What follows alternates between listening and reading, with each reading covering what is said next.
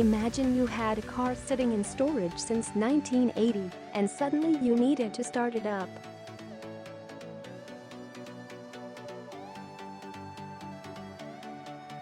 Now imagine that it revs up like a charm as soon as you turn the key. That's the scenario NASA is using as a comparison for this week's startup of the thruster system that's been sitting dormant on the Voyager 1 probe for 37 years.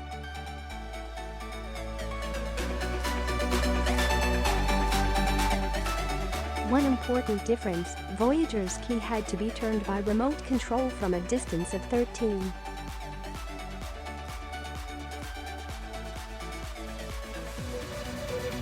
1 billion miles. Voyager 1 is traveling through interstellar space, 40 years after its launch on an unprecedented grand tour of the solar system.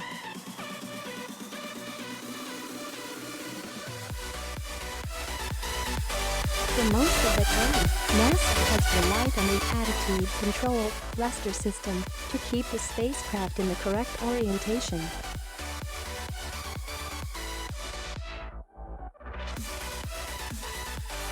The attitude control thruster delivered brief pulses, or puffs, that last for mere milliseconds but ensure that Voyager 1's antenna remains pointed back at Earth.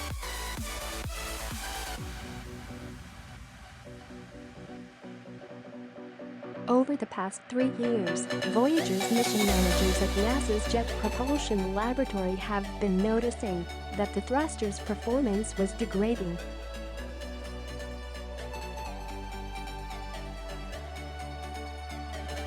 More puffs were required to provide a given amount of energy.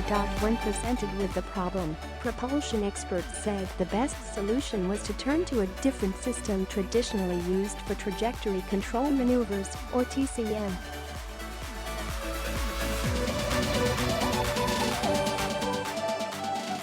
The last time the TCM thrusters were fired up was on 8, 1980, to adjust the probe's course for its Saturn flyby.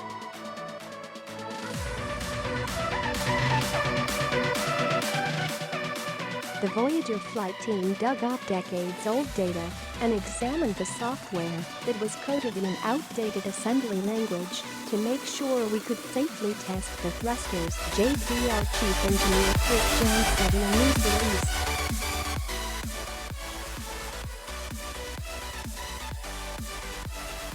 On Tuesday, the Voyager team essentially turned the key. They transmitted the commands for the TCM thrusters to fire up for 10 millisecond pulses and reorient the spacecraft.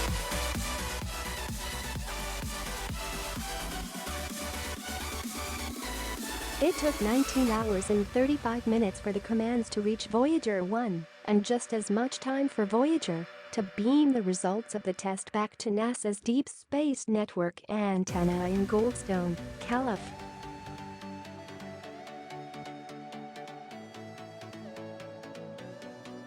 Those results, received on Wednesday, showed that the thrusters worked perfectly. The Voyager team got more excited each time with each milestone in the thruster test, JPL propulsion engineer Todd Barber said.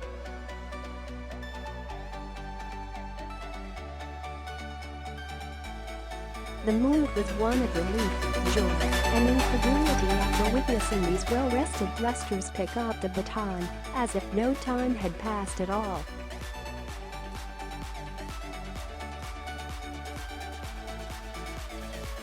The relief and joy was felt as well at Aerojet Rocketdyne, which built the Mr. 103 thrusters.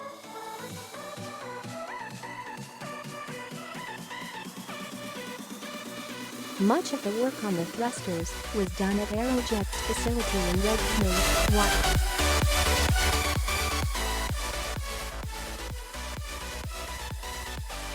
Mission managers plan to start using the TCM thrusters routinely for attitude control in January.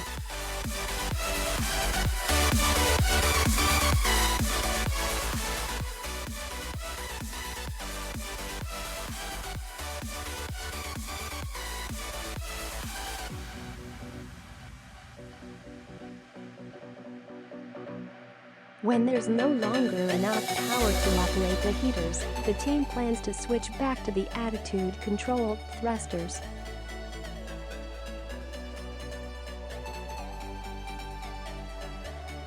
Thanks to the backup system, we will be able to extend the life of the Voyager 1 spacecraft by 2 or 3 years, said Suzanne Dodd, JPL's project manager for Voyager.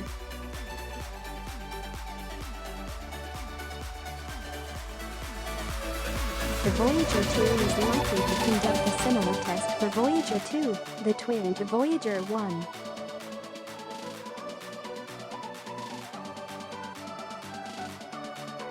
That spacecraft's attitude-controlled thrusters aren't yet as degraded as Voyager 1's.